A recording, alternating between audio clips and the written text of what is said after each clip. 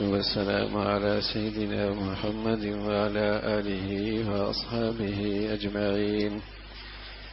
الحمد لله والصلاة والسلام على سيدنا محمد وعلى آله وأصحابه أجمعين. أما بعد فأعوذ بالله من الشيطان الرجيم. بسم الله الرحمن الرحيم. والذين إذا أنفقوا لم يسرفوا ولم يقتروا وكان بين ذلك قواما. صدق الله العظيم. اللهم صل على سيدنا محمد النبي الأمي وعلى آله وأصحابه وسلم. اللهم صل على سيدنا محمد النبي الأمي وعلى آله وأصحابه وسلم. میرے معزز مسلمان بزرگوں، عزیز بھائیوں،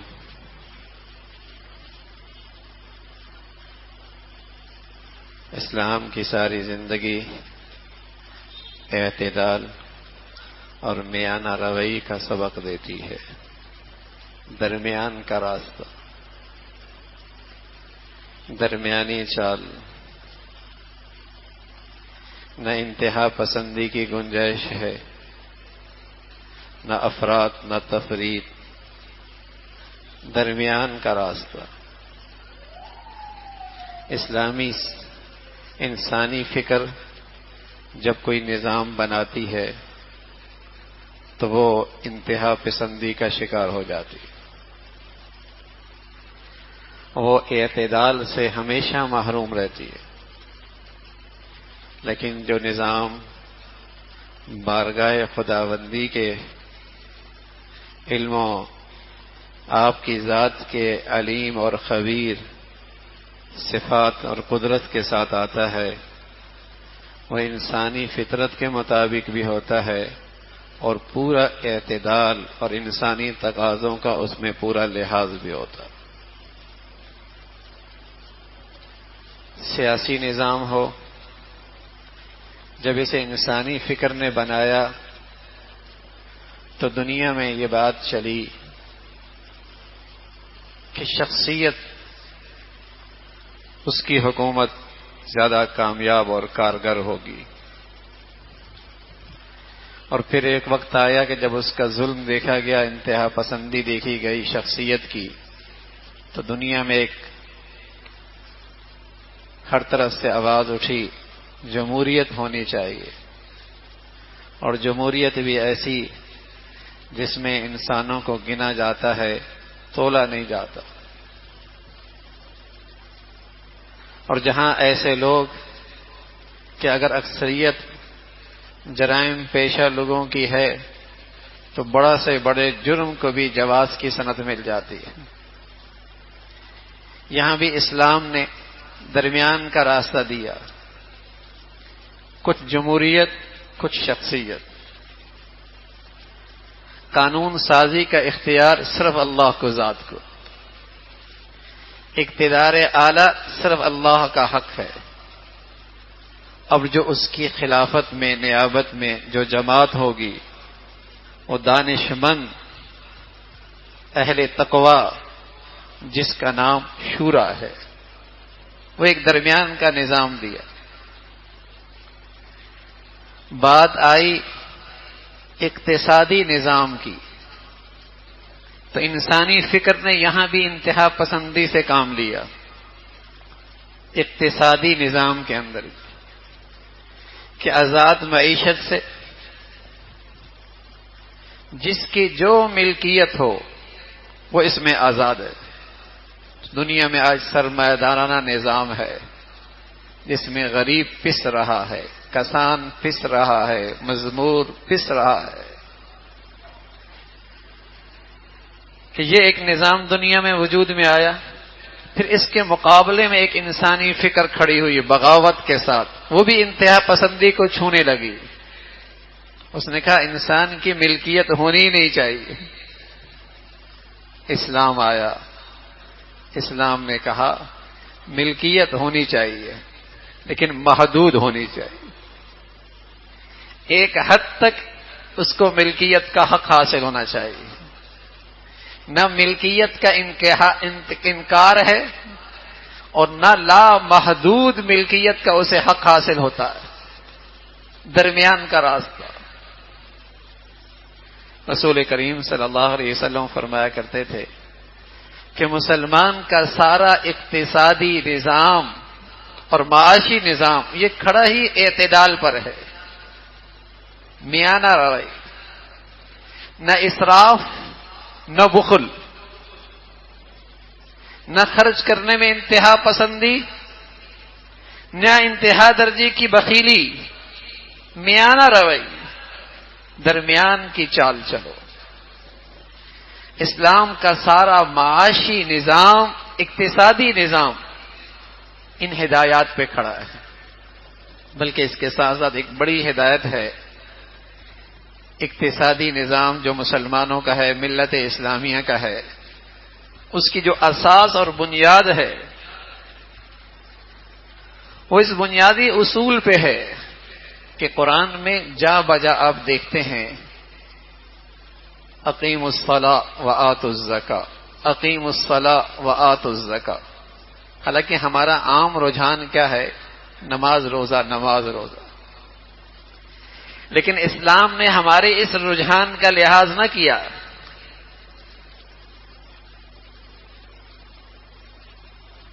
اس نے کہا نماز، زکوٰۃ، اور یہ ملت اسلامیہ کا اقتصادی نظام کی بنیاد بتائی، اصول بتایا۔ سوچنے کی بات ہے، نماز کے ساتھ معاشی مسائل کا کیا تعلق؟ معاشی مسائل کا کیا تعلق؟ اقتصادی نظام کا کیا تعلق نماز کے ساتھ؟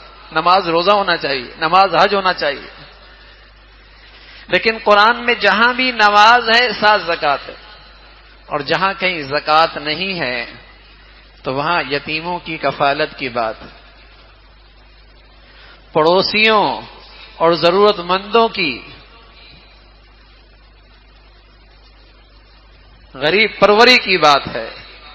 حتیٰ کہ جب جہنمیوں کا ذکر آیا اور بے نمازیوں کی بات آئی اور ان کے بے نمازی کا جرم بتایا گیا کہ جہنم میں اس لیے ہیں، تو وہاں بھی فرمایا کہ یہ یتیموں کی بھی کفالت نہیں کرتے تھے۔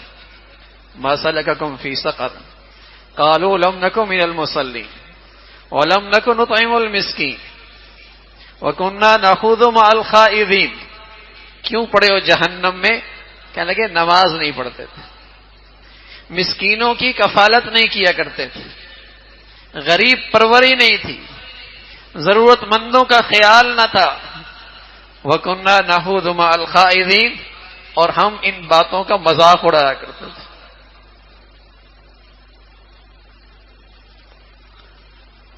تو مسلمانوں کا اقتصادی نظام جس اصول پہ کھڑا ہے، معاشی نظام جس بنیاد پہ کھڑا ہے،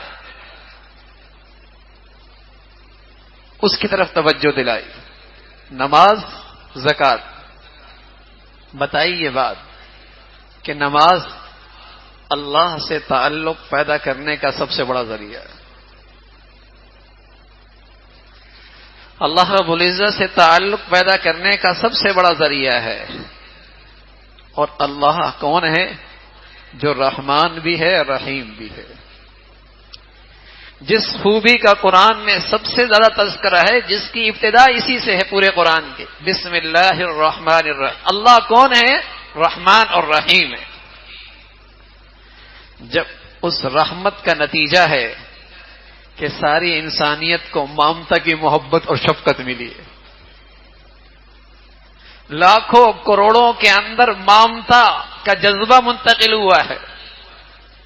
جب یہ نماز ہوگی، اس رحمان اور رحیم ذات سے تعلق بنے گا، تو اللہ کی یہ خوبیاں اس کے اندر بھی منتقل ہوں گی، رحمت کی اور شفقت کی۔ اور جب تک یہ رحمت اور شفقت نہ ہوگی تو کبھی غریب پروری نہیں ہوگی، پسی ہوئی لوگوں کی مدد اور تعاون نہیں ہو سکتا۔ جیسے ٹیکسز ہیں، جیسے وہاں خیانت ہے، وہاں خرد برد ہے۔ اگر نماز کو زکوٰۃ سے الگ کر دیا، اقتصادی نظام سے الگ کر دیا، معاشی نظام سے الگ کر دیا، تو یہ سارا نظام کرپشن زدہ ہو جائے گا. زکوٰۃ کا نظام بھی خرد برد کا شکار ہو جائے گا. زکوٰۃ کا نظام بھی خیانت کا شکار ہو جائے گا.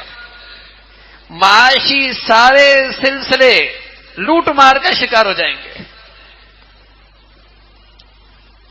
اسلام کی پوری برکتیں تبھی مل سکتی ہیں جب وہ پورا اسلامی نظام معاشرے میں آ جائے. اگر اس کا ایک حصہ لے لیا اور دوسرے نظاموں کے ساتھ اسے پیوند کر دیا تو اس کی برکتیں نہیں ملیں گی. اس کی برکتیں نہیں ملیں گی. اگر نماز ہے اور اسلامی نظام، اسلامی معیشت نہیں، اقتصادی نظام میں اسلام کی رعایت نہیں، یا اقتصادی نظام مسلمانوں کا ہے، معاشی نظام مسلمانوں کا ہے، لیکن نماز سے الگ کر دیا تو اس کے اندر خیانت شروع ہو جائے گی. تو نماز اور زکوٰۃ، نماز اور معاشی مسائل کہ نماز کے ذریعے اس کا اللہ سے ایسا تعلق پیدا ہو جیسے ماں کی ممتا اور شفقت تلاش کرتی ہے کہ میری ممتا کا استعمال کہاں ہو، اسی طرح یہ صاحب حیثیت اگر واقعی نمازی بن گیا اور واقعی اس کے اندر اللہ کی یہ خوبیاں رحمت اور شفقت کی آئیں تو یہ غریب پروری کے اندر اور غریبوں اور یتیموں کی کفالت کے اندر یہ اپنے لیے سکون محسوس کرے، اپنے لیے ٹھنڈک محسوس کرے گا، بلکہ ان کا احسان مند ہوگا. چہ جائے کہ یہ خیانت کرے، چہ جائے کہ یہ کرپشن کرے غریبوں کے مال میں، چہ جائے کہ اس کے اندر غریبوں کے حق میں یہ بددیانتی سے کام لے، یہ نہیں ہو سکتا. تو اقتصادی نظام جو مسلمانوں کا ہے اس میں بنیادی چیز ہے نماز، اور اس کے ذریعے اس کے دل کے اندر رحمت اور شفقت کا مادہ منتقل ہو. اور دوسری چیز جو مسلمانوں کی معیشت کا بنیادی اصول ہے، معاشی نظام کا بنیادی اصول ہے، مسلمانوں کے اقتصادی نظام کا بنیادی اصول ہے، وہ ہے والذین اذا انفقوا لم یسرفوا ولم یقتروا. یہ ہیں اللہ کے بندے جب خرچ کرتے ہیں تو اسراف نہیں کرتے، اسراف نہیں کرتے، بخل سے کام نہیں لیتے. اللہ کے نبی صلی اللہ علیہ وسلم فرمانے لگے اما المنجیات، تین چیزیں ایسی ہیں اگر تم نجات چاہتے ہو، اگر تم کامیابی چاہتے ہو اور نجات چاہتے ہو تو تین چیزیں ایسی ہیں، ثلاث منجیات، فاما المنجیات فتقوی اللہ فی السر والعلانیہ، ہر حال میں اللہ کا خوف رکھنا، خلوت میں ہو، تنہائی میں ہو، تاریکی میں ہو، قانون کی دستہ رس سے باہر ہو، لوگوں کی نظروں سے اوجھل ہو، اللہ دیکھ رہے، اللہ کا خوف. والقول بالحق فی الرضا والسخط. دوسری چیز جو اللہ کے نبی صلی اللہ علیہ وسلم نے فرمایا ہمیشہ حق سچ کی بات کہنا، چاہے کسی سے دوستی ہو، چاہے کسی پہ غصہ ہو، لیکن تم حق سے اور سچائی سے روگردانی نہ کرو. حق سچ بات کہنا، صحیح بات کہنا، کہیں یہ غصہ تمہیں کسی کی پر زیادتی پر آمادہ نہ کرے، ظلم پہ آمادہ نہ کرے. اور تیسری چیز جو رسول کریم صلی اللہ علیہ وسلم نے فرمائی نجات کی، والقصد فی الغنا والفقر، میانہ روی اختیار کرنا، خوشحالی ہو یا تنگ دستی ہو، درمیانی چال چلنا، درمیانی چال چلنا. اگر آج مسلمان معاشی طور پہ، اقتصادی طور پہ بربادی کا شکار ہے تو سچ یہ ہے نہ اس کے اندر نماز کا نظام رہا جس سے شفقت اور پیار آتا، جہاں نہ اس کے قومی اداروں کے اندر رحمت اور شفقت کی خوبیاں موجود رہی جو نماز کے ذریعے آتی ہیں، اور نہ آج پورے نظام میں کہیں میانہ روی نظر آتی ہے. انتہا درجے کا اسراف، انتہا درجے کا اسراف. ان المبذرین کانوا اخوان الشیاطین. ایک ہے اسراف اور ایک ہے تبذیر. فرمایا یہ تبذیر کرنے والے تو شیطان کے بھائی ہیں، اور تبذیر وہ ہے جہاں دولت گناہوں میں خرچ ہو رہی ہے، قومی سرمایہ اللہ کی نافرمانی پہ خرچ ہو رہا ہو.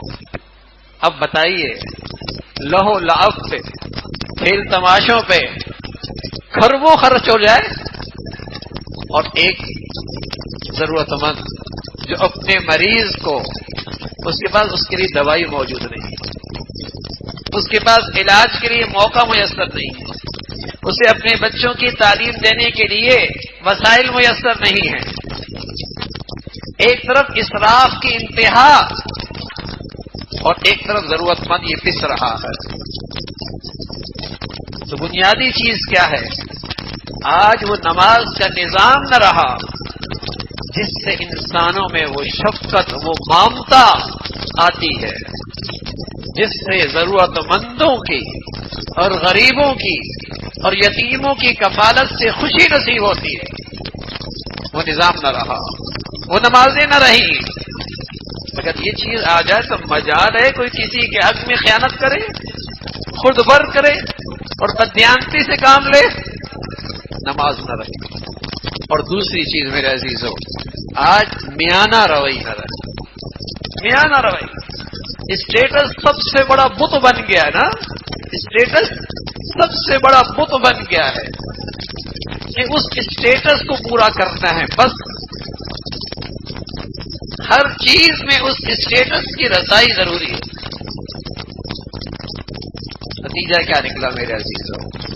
آج ایک طرف انتہا درجے کی پاسماندگی، ایمان خطرے میں، اس فقر کی وجہ سے اور بھوک کی وجہ سے ایمان بچانا مشکل ہو گیا، اور دوسری طرف دولت اور فراوانی نے یہاں گناہ بڑے کر دیے.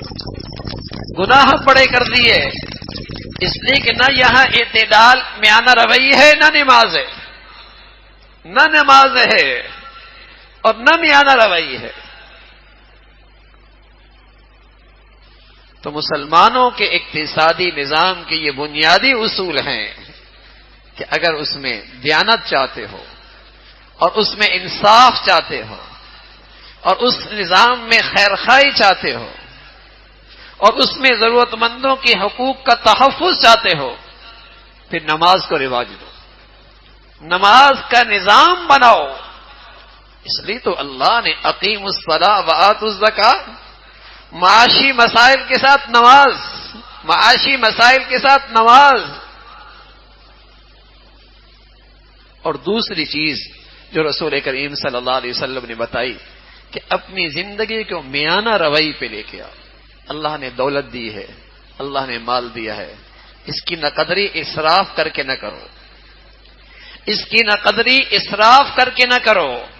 گناہوں کو فروغ نہ دو، اسراف کو فروغ نہ دو، جائز اور حلال کاموں کو مہنگا نہ کرو، جائز اور حلال شکلوں کو معاشرے کے اندر اسٹیٹس نہ بناؤ، اسے سادہ رکھو، اسے کم خرچ والی چیزیں رکھو.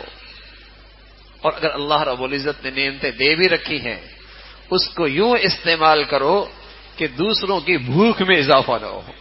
ہم تو کرتے بھی ہیں اور پھر دنیا کو دکھاتے بھی ہیں. ہم اسراف بھی کرتے ہیں اور دنیا کو پھر ڈھنڈورا بھی پیٹتے ہیں تاکہ دوسروں کی بھوک میں اور اضافہ ہو اور دوسروں کی تکلیف میں اور اضافہ ہو. تو اقتصادی نظام نماز کے ساتھ جڑا ہوا ہے. اور دوسرا چیز بنیادی میرے عزیزو وہ میانہ روی کے ساتھ جڑا ہوا ہے. اگر مسلمان اور مسلمانوں کے ذمہ دار ان دونوں نظاموں پہ آ جائیں تو مسلمانوں کے لیے معاشی مسائل حل ہونا آسان ہو جائے. اقتصادی نظام، اس کے لیے اس کے ثمرات مسلمان معاشرے کو ملنے لگ جائیں. اللہ رب العزت ہمیں پورے اسلامی نظام پر اور اسلام کی برکتیں نصیب فرمائے. وآخر دعوانا الحمدللہ رب العالمین.